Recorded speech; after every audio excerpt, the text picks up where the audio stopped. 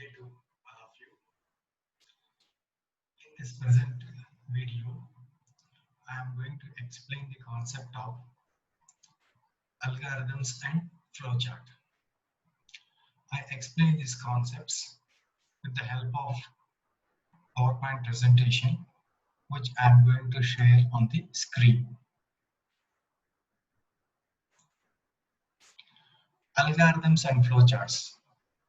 In the present video, we learn definition of algorithms, properties of algorithms, how to write algorithms, advantages and disadvantages of algorithms, definition of flowcharts, flowchart symbols, how to draw flowcharts, and advantages of flowcharts.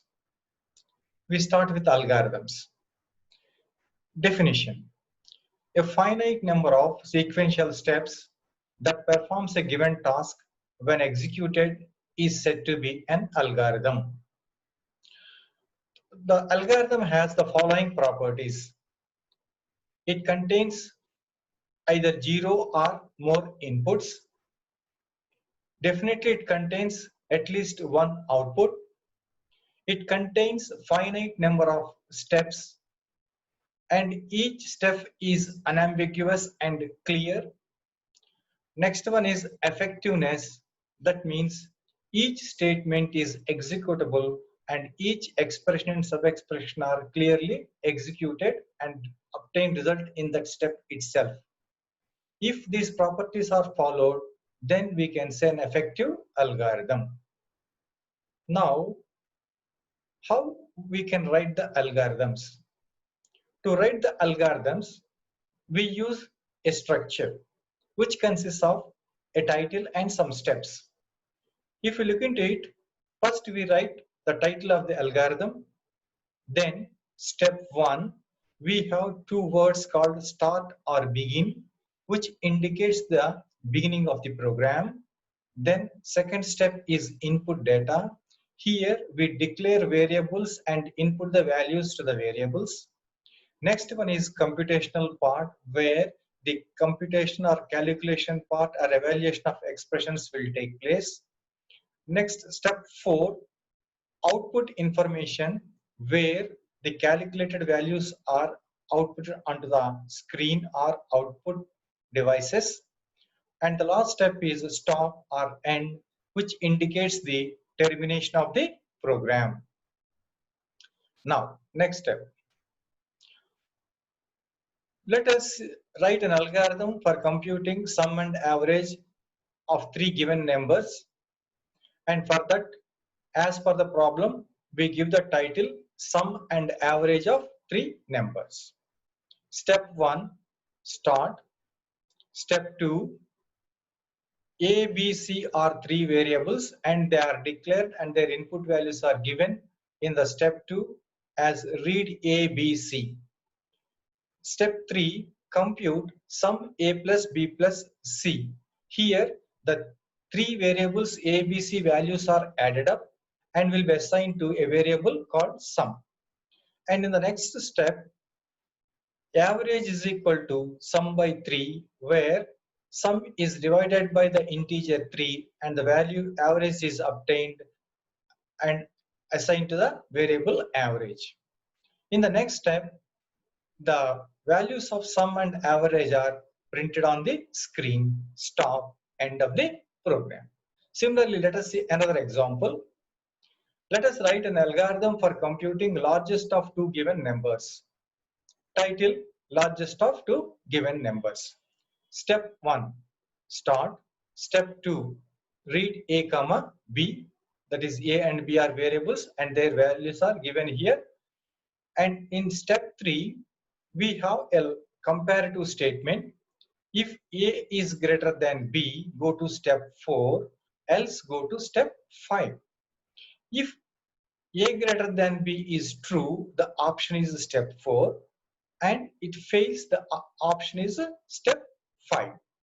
Let us assume that the option is true. If A is greater than B, then we go to step 4, where the largest value is printed, and then we go to step 6 to terminate the program. Suppose if A is greater than B is false, then we go to step 5 where we print B is the largest, and then we go to step 6 stop, which terminates the program. So thus we have learned how we can write algorithms using the structure that we have shown. Now, what are the advantages and disadvantages of the algorithms? It is a stepwise representation of a solution to a given problem, which makes it easy to understand. An algorithm uses a definite procedure. It is not dependent on any programming language, so it is easy to understand for any even without programming knowledge. Every step is an algorithm has its own logical sequence, so it is easy to debug. By using algorithm, the problem is broken down into smaller pieces or steps, hence it is easier for a programmer to convert into an actual program. Of course, we have a few drawbacks also. Algorithm is time consuming, difficult to show branching and looping algorithms. Big tasks are difficult to put in algorithms. Now, next concept is flowchart. Definition. A flowchart can be defined as a diagrammatic representation of an algorithm, a step-by-step approach to solve a task. Now, to write the flowchart, we use some symbolic notations, or we call flowchart symbols. The commonly used flowchart symbols are shown here. First one is a start, stop, or terminal symbol. It is a oval shape and it represents the beginning and end of the flowchart. That means for the both start and stop, we can use the same symbol. Next one is input output. There is a parallelogram that represents the values to be given by the user and the results to be displayed. That is, for both input output, we can use parallelogram.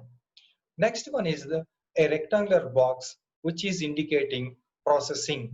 It represents the arithmetic operations to compute a value.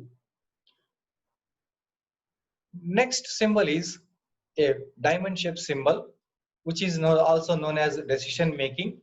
Checking decision making represents the logical checking to decide the flow sequence. Next one is looping. Looping represents the looping which is repeated based on condition or value of a variable. Next symbol is connector.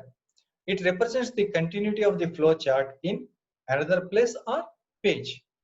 That means if a flow chart is larger and if you are writing in 2 pages, then in order to show the continuity, we use this connector. Next one is that arrow marks represent the direction of flow.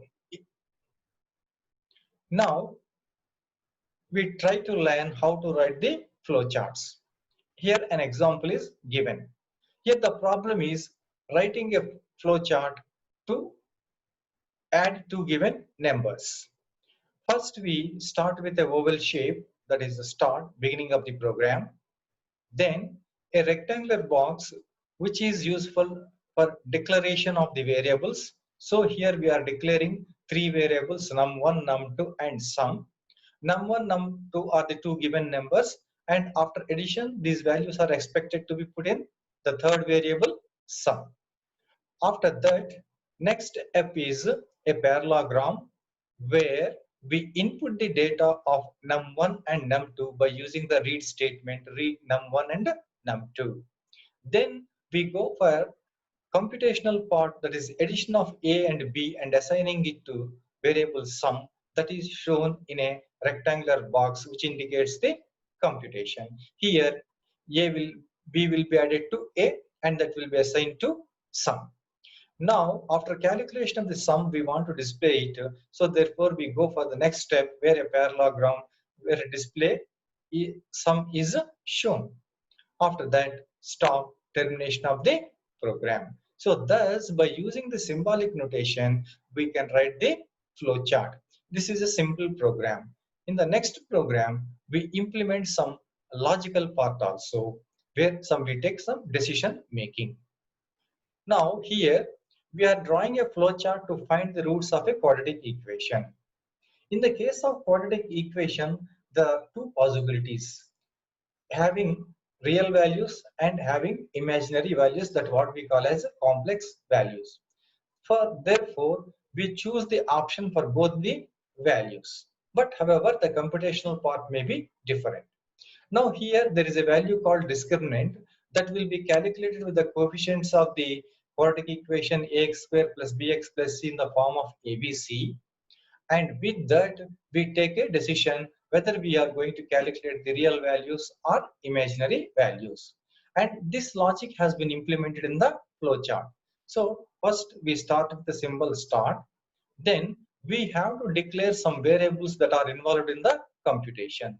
Those variables are coefficients ABC, the discriminant D, and real variables x1, x2, imaginary variables RP and IP.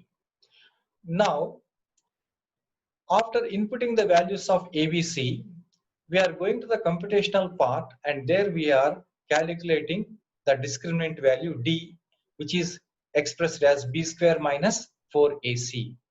After calculation of D, we are going to a decision box where we are checking whether D is greater than or equal to 0. In general, if D is greater than or equal to 0, the roots are real. In the otherwise case, the roots are imaginary. Now, let us assume that D is greater than or equal to 0, that is true condition. So then we are coming to the computational part, and here we are calculating the real roots R1 and R2 as per the expression. After that, we are going to the output part where we display this R1 and R2 and stop. Suppose here if the condition fails, we go to the false part, and in this case the roots are not real, they are imaginary. Accordingly, we calculate the imaginary roots and they will be displayed in the display section by R1 and R2 and then stop. Thus here we are implementing a decision box. Now, what are the advantages of the flowcharts? It helps to clarify complex processes. It serves as a basis for designing new process. It helps in removing the logical errors. Now, after learning certain concepts, I am giving an assignment for you people. Go through this assignment and submit the assignment within 1 week. Now, in conclusion, let us see what we have learned in this video. In the present video, we learned how to write algorithms, how to draw flowcharts, advantages of algorithms and flowcharts. Thank you.